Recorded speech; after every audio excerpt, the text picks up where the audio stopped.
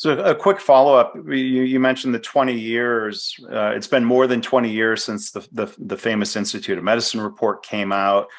Do you feel like the most recent 10 years has seen more improvement than the previous decade? I'm curious what you think, and Leah, maybe what you're seeing.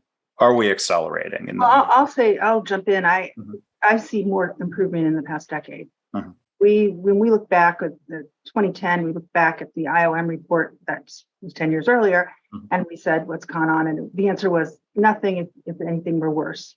And that was every study that said that. And now, we're looking at some studies that are saying it might have not changed. That's the worst we're seeing. But a lot of them are showing some real improvement and very significant in areas that we change. I think to Rick's point, there is certainly measurement fatigue that's out there, but I want to add one corollary. There's a difference between measurement and transparency.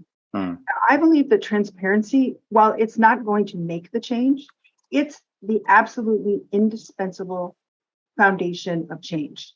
And what we have changed in the past 10 years, especially through the Affordable Care Act, publicly reporting on measures, as well as, I will say, Leapfrog being able to grab onto that change from CMS and really build a much more transparent environment for healthcare, and particularly for hospitals.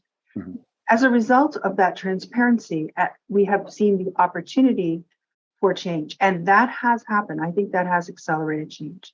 So however we grapple with measurement, we absolutely have to preserve transparency as the core principle for really accelerating change. Yeah.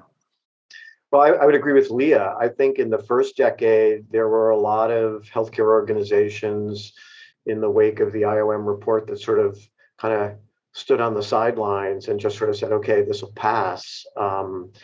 If we can just stay out of the headlines for, a few years, we'll be on to something else. I think organizations like Leapfrog, and some others kind of kept people's feet to the fire.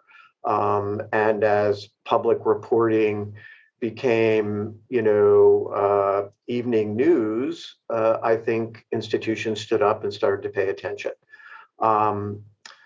So I think the consequence of that is you got a lot more engagement in this last decade, a lot more organizations really trying to think about the how of quality and safety. We know the what and the why. We continue to still struggle with the how. And I think as people have built that reflex and those instincts, I think you're now seeing, some more sustainable changes.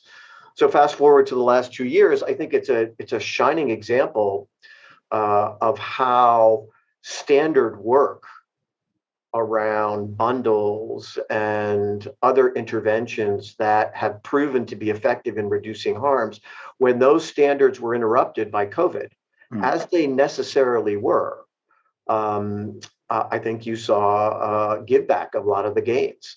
But I think that was because we were instructing people in a very uncertain time to minimize contact with patients. Mm-hmm. And, if you've got a bunch of COVID patients who, instead of turning them every 2 hours, you're being told minimize contact, what you saw were increases in pressure injuries.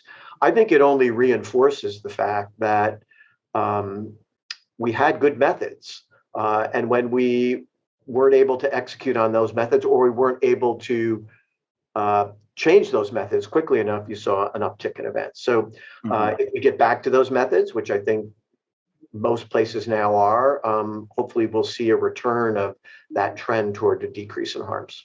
Yeah. Well, it's very disturbing, though. I mean, I think the New England Journal of Medicine piece that was done by leaders from CMS and CDC that pointed out the deterioration in patient safety during the pandemic, in many cases reversing out gains that have been made earlier, really talked about how we need more resilience in the healthcare system so that we can deal with a public health emergency at the same time keeping patients safe. I mean, it's just very disturbing. It's not just the COVID patients who suffered from, pressure ulcers. That was every patient was in danger when they walked in the door of the hospital. And that is because, in large part, I think to your point, they had less attention from providers. And that's really, really frightening and disturbing. From a patient's point of view, from a purchaser point of view, we are extremely disturbed and really want to figure out how we can make sure that attention does not wane because there's a public health emergency. It should be the opposite. When there's a public health emergency, people need more attention.